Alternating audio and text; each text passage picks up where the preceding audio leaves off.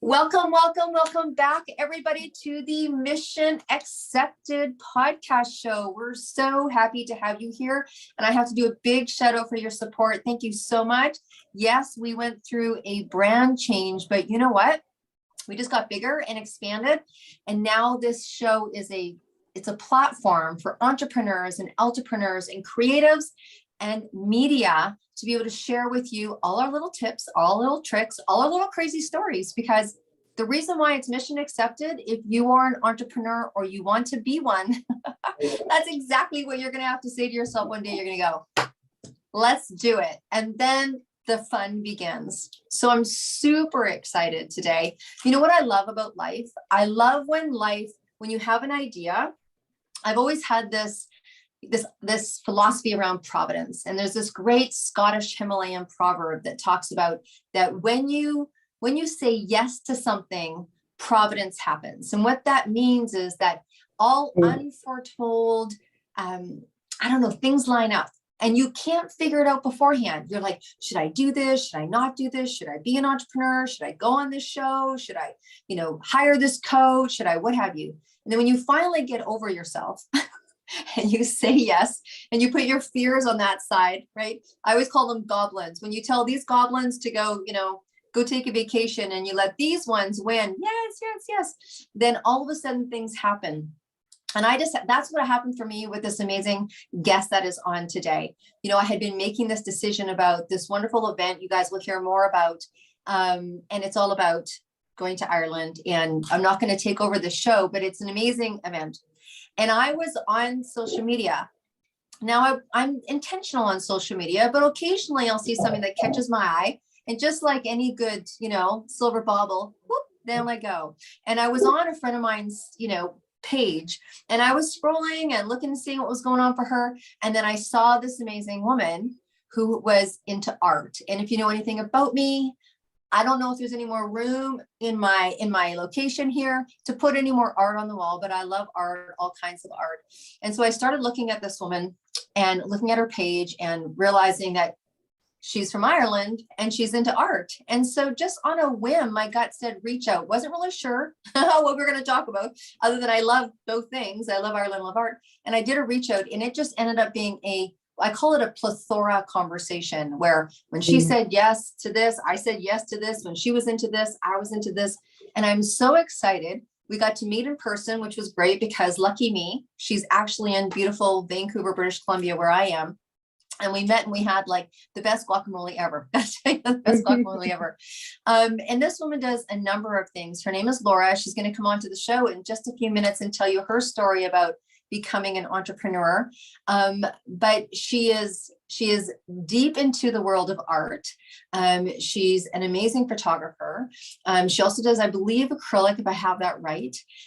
Very versed in sponsorship, event coordination, production, management. And she is, again, she's kind of like the full meal deal. She has a lot going on. So Laura, I know that we would love to hear your story about how you decided to become an entrepreneur and tell us more about yourself. So welcome to the show.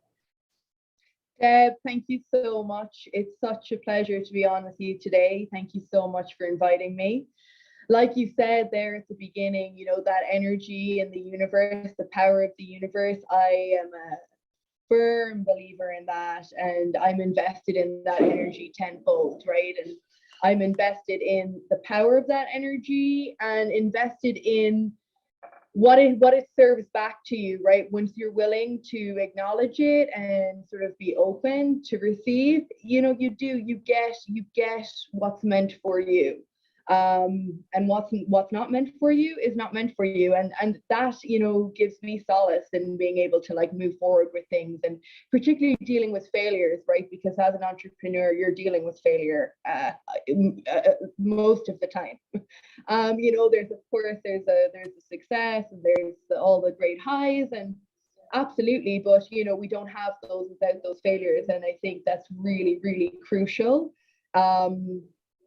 To being aware of that, I think, for anyone that's considering going out and pursuing entrepreneurship, is recognizing that failure is a huge part of it, but that failure is a positive part of it in many ways.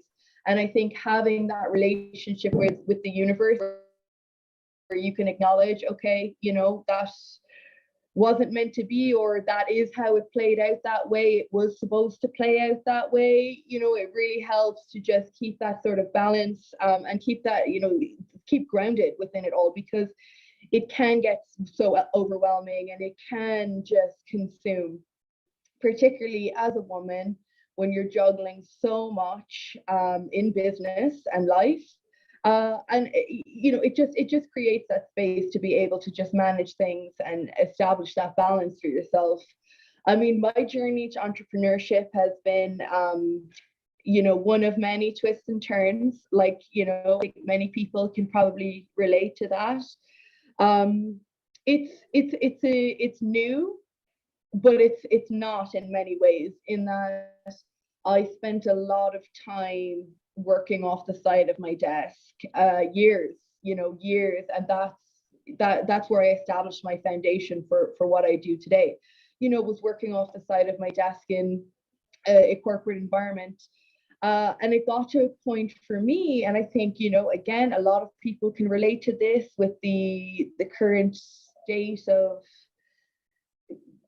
affairs, you know, work wise, this sort of remote work, how that's become so tangible now and so possible, in a way where before it was almost this like coveted thing, and it was so rare, you know, being able to work remotely, work on the go, you know, work on your own, your schedule, work on your own schedule. That was something that was like really, really difficult to achieve and really, really difficult to penetrate.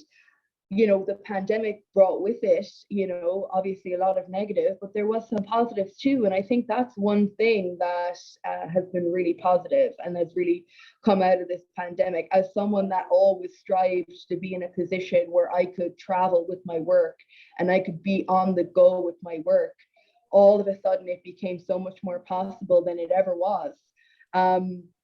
And that's partly because my, you know, my job, well, it was, to be honest, it wasn't a corporate job, it was a federal job, but it was nonprofit. But you know, you're still dealing with the same kind of hierarchies. You know, and that shifted to a work from home situation pretty early on. I remember it was Patrick's Day, 17th of March. I was sitting in the park with my partner just after being sent home from work, not knowing when I was going back to work. All the pubs were closed, like, you know, and here we are literally now 2 years later, and you know, a lot has happened. And so that's where it started. You know, I was working from home with my job, and I decided in September, October of 2021, that was it. I was handing in the notice and I was going full pull on the stuff that was happening on the side of the table, off the side of the table, should I say. So that's why I kind of said at the beginning, it's new, but it's not in many ways, where I've been juggling all of these different things for a long time. But it got very real towards the end of last year, where there's one thing, you know, and I think this is another huge thing with comes to entrepreneurship is, you know, it's one thing talking about it and saying, oh, you know, someday I'm going to quit my job, I'm going to hand in the, you know, it's very easy to say that. It's a very different thing to do that, to actually do that. It's, you know, there's a lot of fear that you've got to navigate through. You know, there's a lot of acceptance that you've got to navigate through. And I think, you know, once you get to that point and you decide that you're going to take the risk and you're aware of, you know, how this could go, good, bad, or indifferent, you know, it's intense. Even just like little things, you know, and I knew there was going to be a shift, and I knew that all of a sudden the buck was going to stop with me. There was no support. There was no one I could lean on for benefits. There was no one was going to pay my, you know, ink for my printer. You know, like little things like that, you know, that you don't consider, and then all of a sudden it gets really real, really fast. And that in itself is scary, so there's a lot of fear, in terms of actually making the move in the first place, and deciding, okay, I'm handing in my notice to, an organization I was working with for 4 years that, were good to me, like, were good to me, like and I was in a position where I could do all this stuff off the side of my desk, as well as working full time for this organization, getting all the perks, that federal position, that government position. I mean, it's a lot to walk away from. But I haven't been happier, and I haven't looked back.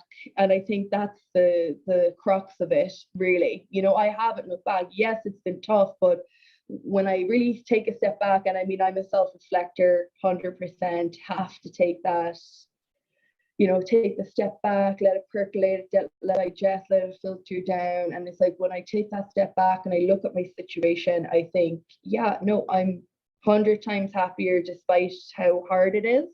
I'm happier. I think that, so Laura, thank you so much for sharing that, because a lot of times we don't, the reality of the decision. And when you were talking, I was there, probably because I've been there a number of times. The reason why I called the show Mission Accepted is because you might accept the mission, but you have to keep accepting the mission, whether things are up or whether things are down. And when I hear you talk about the side of your desk, which has got to be the name of the podcast, because I've not heard that term before. Sweetheart, I'm going to steal that from you. I love it. Thank you. I love it.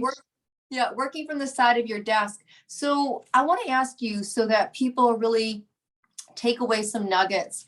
It sounded like what you did is, you kind of braved up, and you took, you made that. What was it like for you? And what were some of the things that you were telling yourself, or how did you get through that? There's a lot of people, like you said, still working from the side of their desk. They're the part-timers that really truly want to do more. But like you said, there's a lot of fear, particularly in things that have medical, dental, sick leave, those kind of jobs that you talked about. Can you tell people where did you pull your strength from? Yeah, absolutely. And it was definitely a case of pulling strength to do so, right? Like, and that's the thing, is I just sort of want to emphasize that, no, it's not easy, but like I said, it's in the long run. I'm happier. And really, where it came from for me, it got to a point, and again, as women, you reach a certain age and you have to start considering things. You really have to start considering things, because you have this physical clock that is ticking, a clock that men are not racing against. So that was certainly something that just was forcing, it was almost like just pushing, was like, and it was all of a sudden I was in a place where it's like, it's now or never, gal.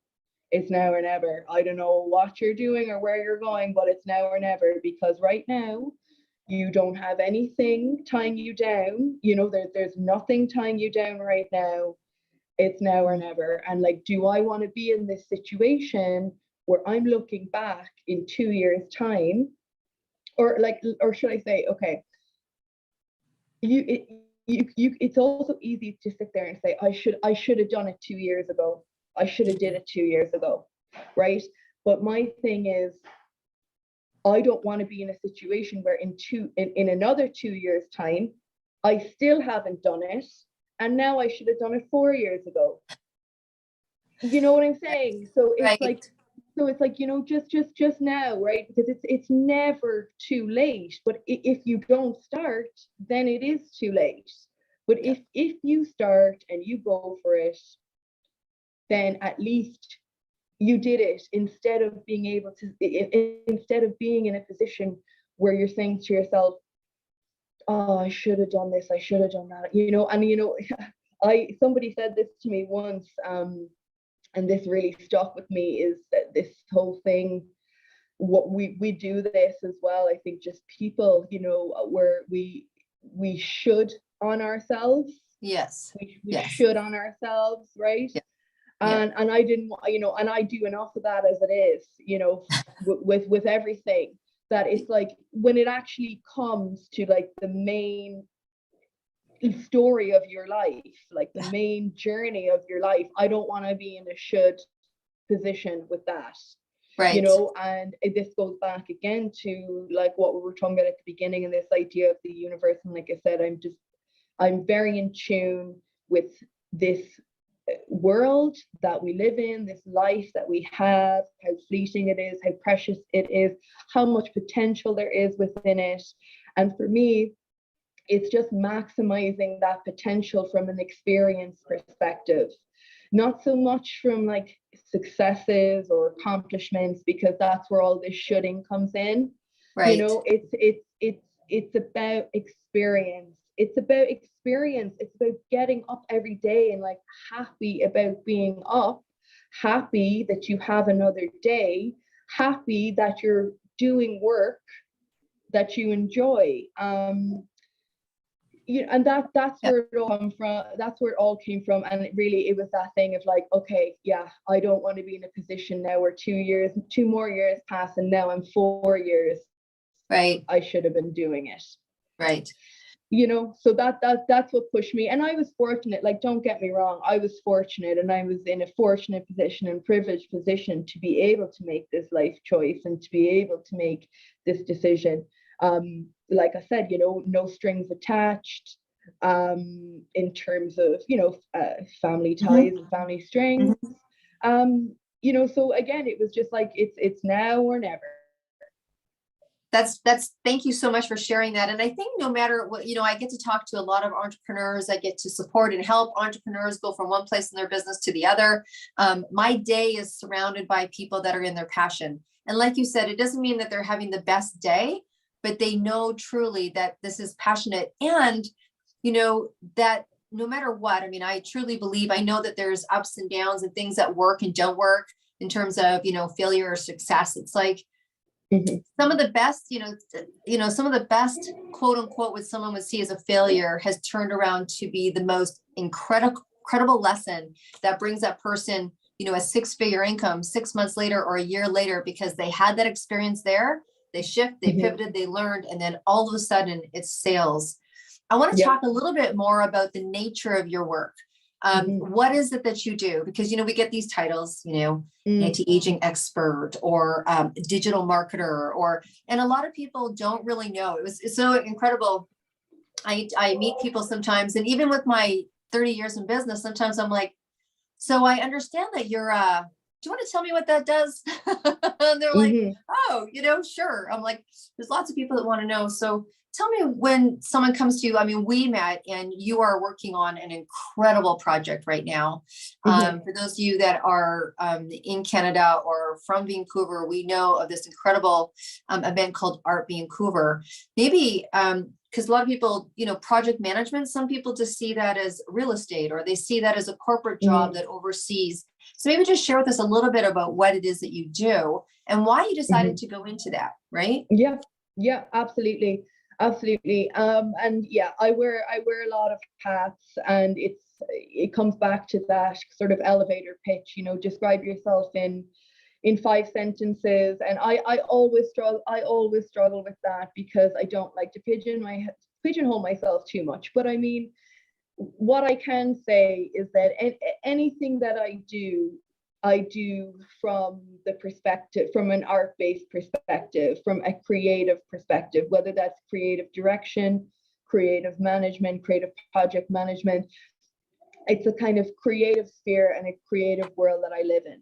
So I do a lot of event management, project management, creative direction, and that can range from anything to a software company to Vancouver's International Art Fair taking place at the Convention Centre, right? Like actual physical art event where you have hundreds of exhibitors from around the world exhibiting their work, coordinating, project managing that, dealing with sponsorships, coming up with creative ways to activate the space, to doing things like working for a software company and thinking and coming at that from a creative perspective in terms of the business development, how to creatively develop that business.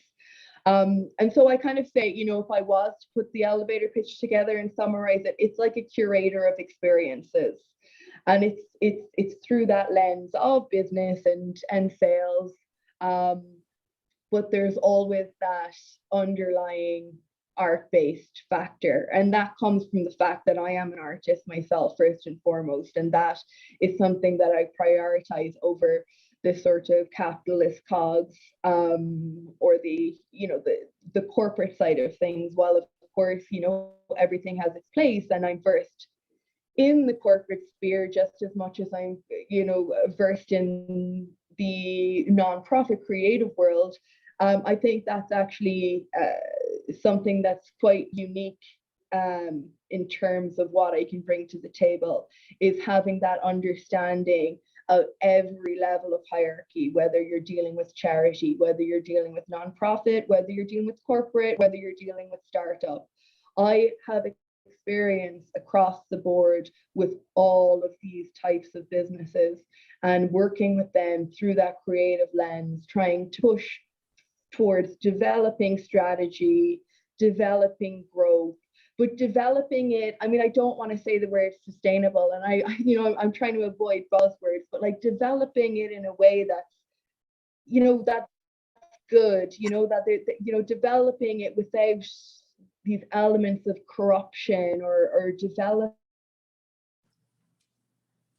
this, ruthlessness, and just I do what I do. Like, I do what I do, and I'm trying to survive for me so that I can live a life of experiences. Like, I'm not trying to have X vehicle or X address or X whatever, right? I'm just trying to do work that I enjoy, that has a positive impact on the world. And if I can work for myself in the process, then yes, please, because I would rather have a shitty day over some mistake I made or some error that I made for myself than have a boss wagging their finger at me. I can't handle that. I can't deal with that. Maybe that's because, it's not maybe. I know it comes from my issues with authority. But, I'm someone that in general, struggles with that timekeeping and that aspect of things, because I like to work autonomously. And for me, I will get the work done. Like, you give me the deadline, the work will be done, and I'll do it in my way and on my terms, and I'll do it with the utmost professionalism. But I don't need the tick to your 5 minutes, you're gone 5 minutes over there on lunch. I have zero tolerance for that, and it comes from the fact that, I just feel my work speaks for itself, and you've delegated something to me, you've assigned something to me, it'll be done 110%, and it'll be done on time. I don't need this. So for those of you that are not watching, and you're listening to the podcast, she's pointing to her hands where the watch is, and I got to tell you, I'm having like a remembrance, and I've had a number of businesses, and I remember when my companies got to the point where I needed a creative director, and I just didn't know what necessarily a creative director is. My ex-husband was in creative and he was in marketing, what have you. And so I understood to a certain degree, but I love that you've used the word strategy, because when you think about anyone's company, the infrastructure, really, honestly, it's like, where's your goal? Here's your goal. This is what you want to do. This is the direction in how we can go about it. And hiring a creative mind like yours is so expansive. Look, I have a creative mind, and when I hire another creative mind, so I'm an entrepreneur. When entrepreneurs hire creative entrepreneurs, it's incredible the stuff that happens. But the nice thing about hiring someone like yourself is that you bring the strategy to the place. You bring the structure within the creative. So I remember I used to talk to my creative director, and it's like, okay, we got 4 businesses. What's our theme? What's our brand? What is it that our people going to get from this? What's the experiences they're going to get from this? How can we bring it all together so that it's a successful kind of proposal to people, And I love that you talk about the creative, yet the structural, the creative, yet the strategy, because they really, that's brilliance, right? Like, that's the brilliance. It's like the artist who, the creative who never sells their things or doesn't know anything about marketing. I come from the world of holistic practitioners, right? And 25 years ago, there was all this talent and they didn't, and people didn't know how to take themselves to market, right? They talk about the starving artist or what have you. And I remember getting together and going, okay, people, let's get ourselves to market. But what you do is incredibly important. Honestly, even from the beginning of a conceptual event. So talk a little bit about the event that's coming on in Vancouver. On what you're doing there. You got a date night. I know there's a date night. It's a fully programmed weekend in Vancouver. So just going back to your earlier point there as well, Deb, about strategy. That's just it. Like, for example, right now, I'm going to tell you a little bit about what I'm doing for the Vancouver Visual Art Foundation, Vancouver Convention Centre, where that can be seen as a conventional creative event. But I'm also working for a software company in Montreal, and I'm working for them in marketing and acquisition and business development, right? So it's like I'm doing all of that, and that it's quite sterile. It's tech, and so I'm adding that layer of that tangible layer of person, humanity, giving that to the tech, to the software. So I'm doing that, but I'm also working in sponsorship, development, event coordination for the Vancouver Visual Art Foundation. And so their flagship event, Art Vancouver, is taking place this coming May. So we were down for 2 years with the virus. So we're back with a bang this year, and we're back bigger than ever. Prior to the 2-year hiatus, we had been this is our 6th year. So we had done 5 years. But we're coming back now. We're coming back to an even bigger hall, an even bigger event hall. Our space has doubled. And so the event runs from the Thursday to the Sunday. So the 5th of May to the 8th of May. Each day sort of has its own agenda. It's got its own kind of theme. Our Thursday night is our VIP night, the big opening night. The VIPs get in an hour before everybody. We've got a big runway show going on.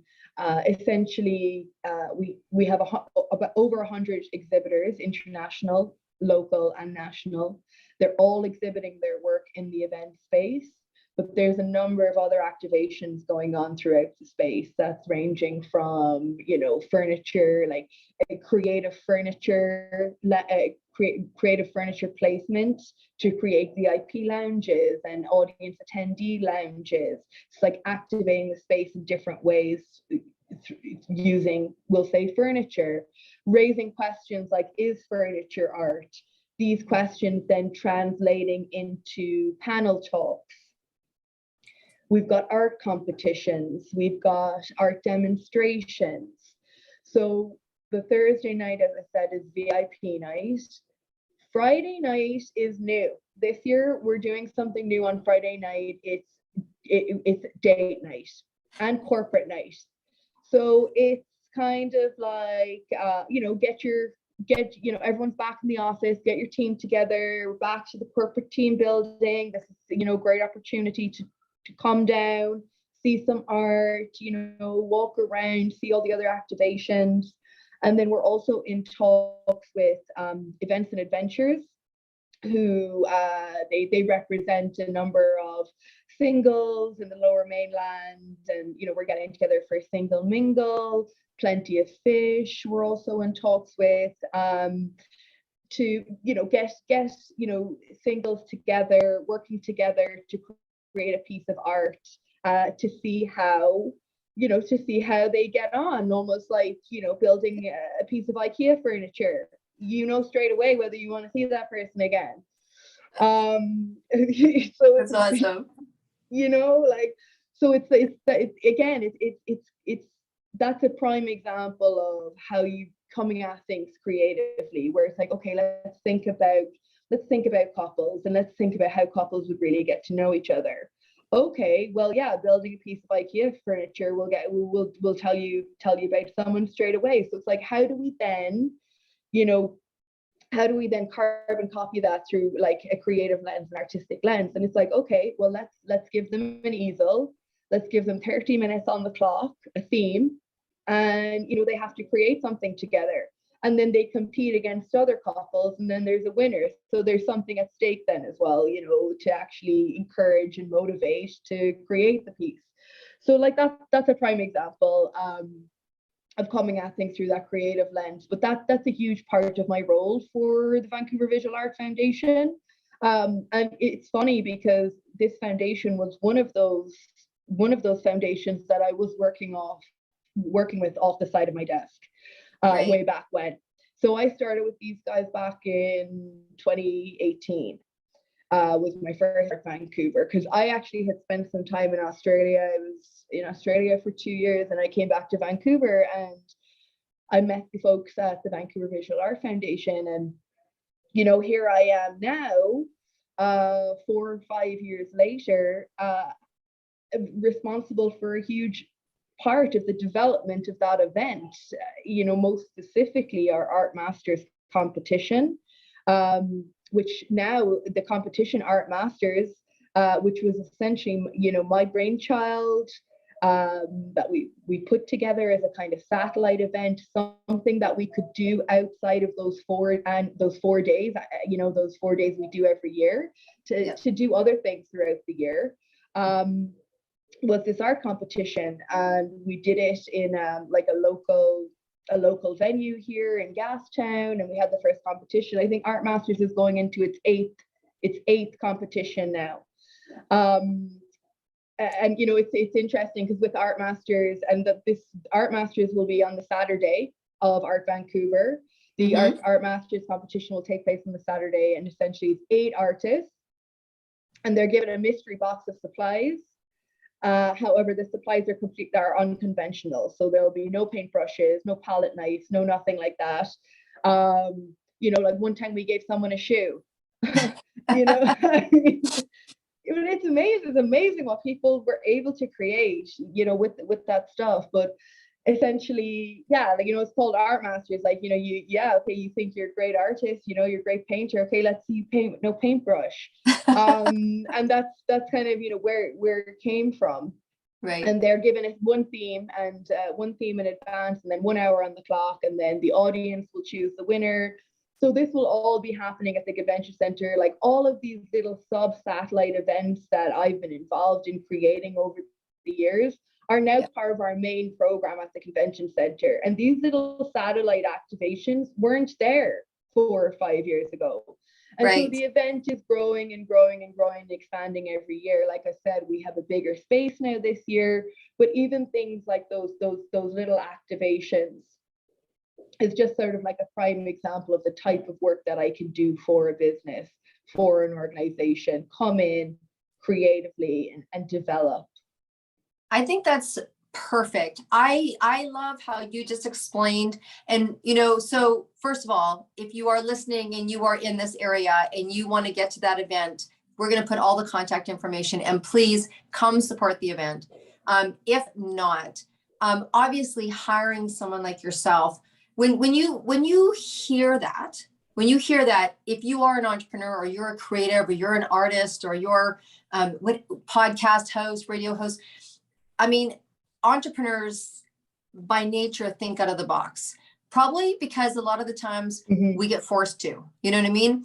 We're like, okay, this isn't working. Well, you know, we better figure this out, and we better figure it out before month end, you know? And so you start to get creative, and what you just explained there are mind-blowing. They're really mind-blowing. Like having couples from a dating site, you know, coming and figuring out how to put a piece of IKEA furniture together, even though I know it's not IKEA, but do you know what I mean? That conceptually thinking out of the box, and just how that elevates the event. And if there's anything that people take away from listening to you today, would be about when these, like what you call them, installations. It's like the building blocks to taking something ordinary and escalating it so it becomes, you know, almost, I want to say untouchable from a competitive advantage, but really untouchable from a competitive advantage, having someone do that creative direction like you're doing, because, you know, most entrepreneurs, we're in the thick of it. We're building, we know the bills that are needing to get paid. We know that we need another virtual assistant, but we can't see the money to figure that out. So you know what I mean? We're like, we're swimming in the water.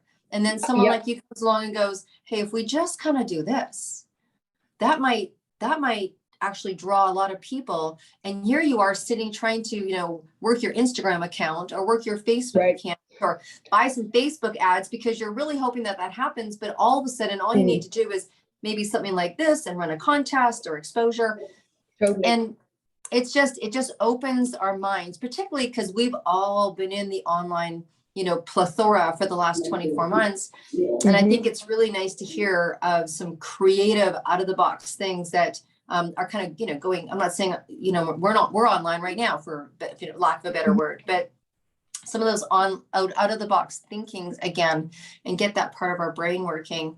I have to ask a couple of things. Let's just kind of put all that stuff aside. That's been super juicy. So obviously you have an Irish accent. So tell us, what was it like when you decided to leave Ireland and go and explore yourself? You know, was your family supportive? Were they like, hey, where are you going? What are you doing? So tell us a little bit what it's like to pick up and leave country. Yeah, sure. Look, I'll start crying now, Deb. You know, and it's like, you know, start crying. You're going home soon. You're going home soon. Yeah. You know, I left home. I'm gone a long time, and it's hard. You know, there's an element of it that's just entwined in the Irish way. You know, the Irish have always left. The Irish have always left. And it's, you know, I mean, I can't speak for the country or speak for a group of people as a whole, but, you know, it's not often, it's often not because of any negativity or, you know, it's never necessarily like fleeing anything. It's just part of that Irish way was, you know, to leave and work and come back. And so I left when I was young, you know, I left when I was young. I was 17. I had tried to go when I was 15, you know, like super young, but like, again, you know, I have incredible parents, and had an incredible childhood, extremely stable and comfortable. But for me, I just had that, like, my feet want to run spirit. My feet want to run. I need to see this world. I need to see it yesterday. And so instead, you know, my mom kind of said, right, she sent me up to Dublin. I'm from Cork down south. But she sent me up to Dublin and, you know, said I could do, you know, went to do a bit of acting instead, like to just keep me there. And then I finished my schooling, and I decided then when I was 17 that I would leave to go to London. And so I went to London. I was there for 3 years. I did go to university when I was in London. So I studied there in the University of Westminster. And after I graduated, I felt like I needed a quieter life. I mean, there's city living, and then there's London. Yeah. You know, yeah. You know, and I think London's a place where you can't go to London to get established or get off your feet. You go to London when you've already achieved that, right? It's like New York. I don't know. It's like it's not necessarily like the best place to actually try to get on your feet. But I said, I needed a quieter life, and I had a friend in Vancouver who I met when I was 15. That time I tried to go to Dublin, and this girl was about 5 years older than me, and she was here in Vancouver, and she said to me, "Come, Loris, come to Van. It's great." And I just thought, okay, sure, I will. So, and yeah, that was 8 years ago. So this February now marks my 8th anniversary here. I did take a break. I went to Australia for a couple of years in between. And then, like I said, I came back and I started working for the Vancouver Visual Art Foundation. I worked for Capture Photography Festival here in Vancouver. I worked for TED. I worked with the Magenta Foundation, I worked with Blends, and I was developing all of these relationships after I came back from Australia. And then I was working my full-time job. And then it got to a point in October of 2021 where I decided, okay, I'm going to go for this. I'm going to go for this. I think I've got enough behind me here where I can give this a real decent go. But as I get older now, I am looking to get back home and spend more time at home. And like, that's the thing with the Irish is, we end up home one way or the other, really. I mean, there's some of us don't ever go back. But most of us end up back there one way or the other. So yeah, and then this is also this also fed into my decision to go out on my own, and just work for myself, was so that I could spend more time at home, so that I could be in Ireland and work from Ireland and not have to worry about vacation times or Ireland taking up all my vacation time, and then then I can't get away to the sun for a week because I need to go home. And you're making juggling those decisions. So there's a lot of things that went into the decision, and there's a lot of things that got me here. And I think that's what motivated me and pushed me in the end, was knowing that in the long run, it was going to pay off if I just, stayed steady and firm in my track, continued to believe in myself, continue to take the failures as the successes, not let it get me down, don't give up. It's not it's not about the success, it's about that pursuit of happiness, not that pursuit of success. For me anyway. And I mean, if the success comes with it, oh yeah, I mean, well, they'll take it, sure. I'll take the accolade, I'll take the recognition, I'll take the award if it's deserving and it comes my way, absolutely. But for me, it's a pursuit of contentment, a pursuit of happiness, and being able to just, it's a lifestyle thing, right? Like my work, absolutely, being my life, a lifestyle, creating my own life, creating your own life. So look, we have talked, we've talked quite a bit here and given lots of ideas and suggestions, and you definitely have painted the journey of your story of being an entrepreneur. Can't wait to see what's next for you and what you create next for us. So Laura, I've got to ask you one last question, and then I'm going to let you tell people where to get in touch with you. And of course, we're going to put all of that in the show notes as well.